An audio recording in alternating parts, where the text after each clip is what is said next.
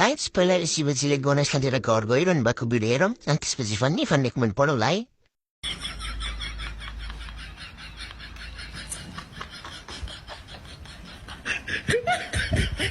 ल सुरु गरौँ। साउन्ड सकियो, शिवजी नै लाग्नुभयो अब कैलाशतिर। पछाडि बस्ने पक्कै पनि गणेश होलान्, खोइ त सुन।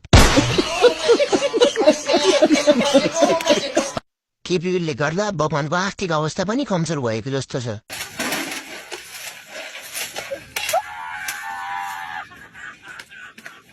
आज सोमबार मन्दिरमा महादेव छैन भनेको थियो, यता साइकलमा घुम्दै रहेछ।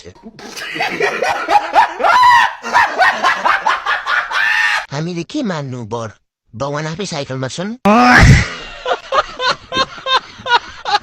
साइकल छोडेर शिवजी पार्वतीलाई भेट्न जान लाग्नु भएको छ यता।